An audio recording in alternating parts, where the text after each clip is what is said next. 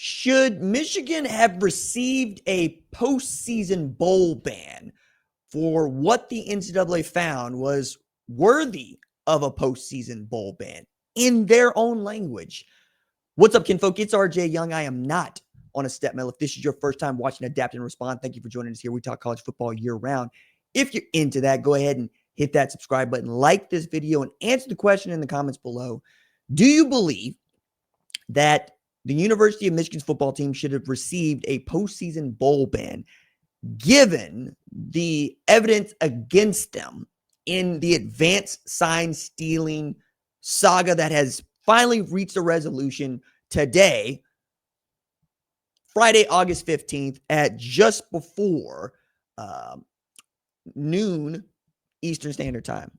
Okay, so one of the things I found interesting about this is through the list, and I did this segment so that we could get the newsy analysis out of here so we could really focus on this subject. There was no postseason bowl ban. There was a show cause for Jim Harbaugh. There was a show cause for Sherrone Moore. There was a show cause for Connor Stallions. There was a show cause for Denard Robinson. They're docking Michigan $50,000 and a little bit more money and a little less time to recruit and some time with coaches and players. And they're going to make it really difficult for Connor Stallions to go coach college football.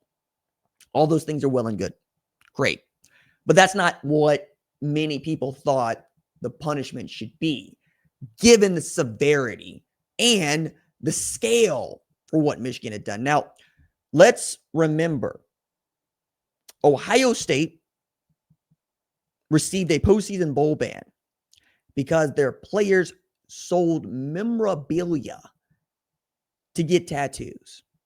That was enough to not only get them a postseason bowl ban, but enough for Jim Tressel to get up out of here, leaving the thing in the hands of Luke Fickell. 2011 sucks, but the bowl ban goes in 2012 when they brought in Urban Meyer. And what is the first thing that they do? They go undefeated. And I submit to you, that 2012 team wins the national championship if they're allowed to play in the postseason. The NCAA stole an opportunity to add another national championship to the cabinet. And that has always been unforgivable for Ohio State fans. But this was an opportunity to get close to back to good. Probably wouldn't get you all the way there, but this would have felt, okay, if you're going to do this to us before name, image, and likeness, which makes that tattoo gate look stupid, but you're not going to penalize them for what they did on the football field, what exactly are we doing with you as a governing body? So they give a 74-page explanation for all these things. And a key part of the infractions report states, although actions justified a multi-year postseason ban, the penalty would unfairly penalize student athletes for actions of coaches and staff who are no longer associated with the Michigan football program. You mean like Jim Tressel? You mean like Terrell Pryor? 2012? Hello? If you're an Ohio State fan, you have every reason to be irate. And if you're a Michigan fan, you are drinking Ohio State tears or whatever it is that they like to say, right? Too many comments that are celebrating how Michigan gets away with this and not enough about, damn, you realize that this is only going to make the haves and have-nots worse. This is only going to make eye for an eye, make us blind. And, you know, I understand two schools of thought here, right? One is what's good for the sport, and one is what's good for me. Michigan has never felt what's good for the sport is necessarily good for them.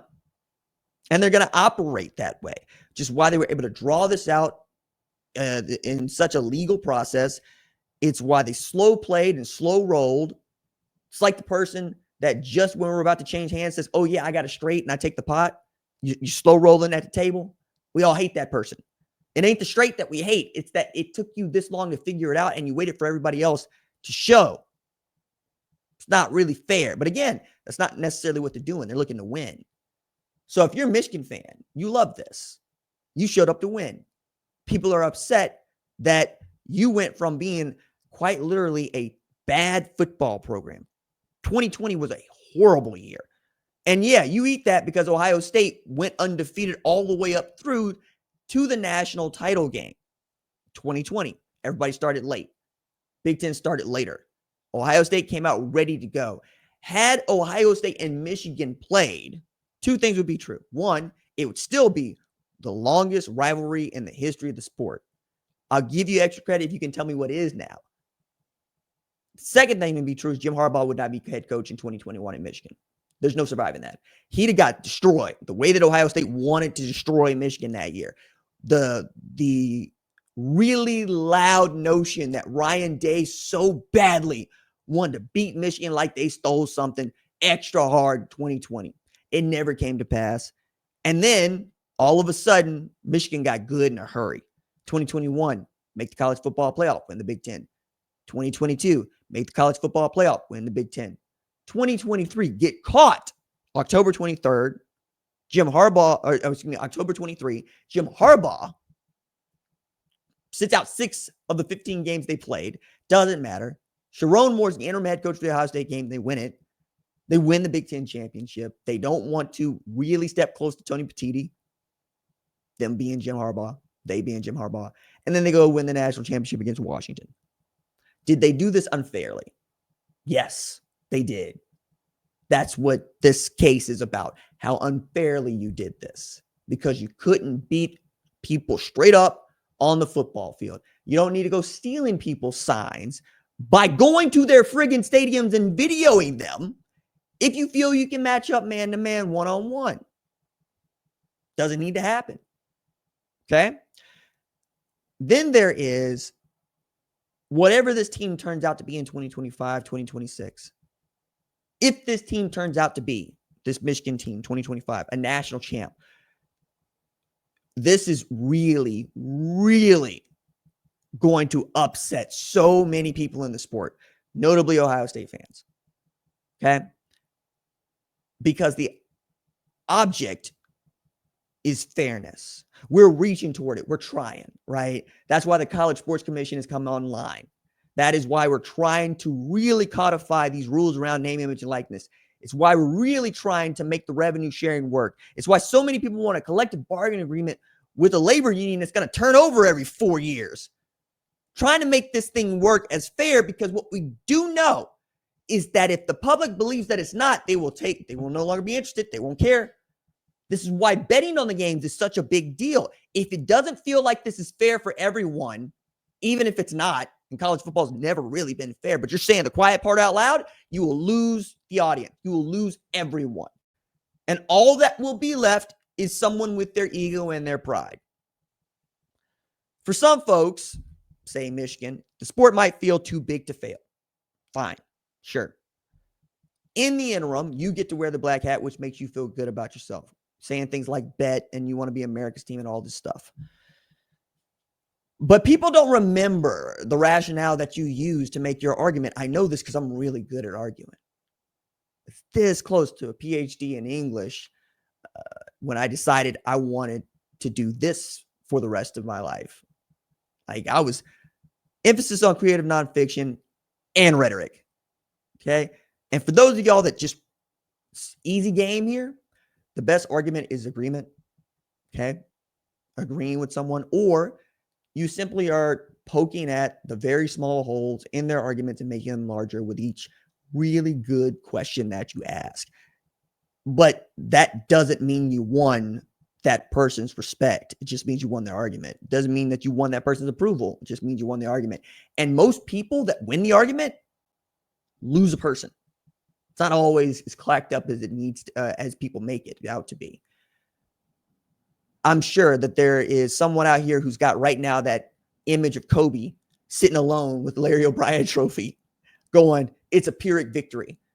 And if you don't know what a Pyrrhic victory means, you should probably look that one up. I'm not going to do that part of the research for you. I am going to say all juice ain't worth the squeeze. And I'm really starting to wonder if Michigan understands the value of not squeezing on this one, of saying, hey, look, we did all right. We did wrong. We're sorry about it. We're going to go on. But that's not what they're going to do. And now that they don't have this postseason ban, they got to eat that forever. And maybe they're just fine with that. But will the rest of the country be fine with that? Will the rest of the public be fine with that? And when it comes time to stand up and be counted, who's going to stand up and be counted next to Michigan? It's a real question. People don't remember that you were right or wrong. People remember how you treat them. If they leave you feeling good, they will carry that feeling everywhere they go. If they leave you feeling bad, they will carry that feeling everywhere they go. If you don't believe me, just say the words Donald Trump to any person and watch what their face does. Does it smile? Does it frown? Does it stay muted? Do they ask you a good question about yourself? Now, close your eyes. Think about your favorite college football team. Think about your favorite college football playing for a national championship. Now imagine it's Michigan. What do you feel?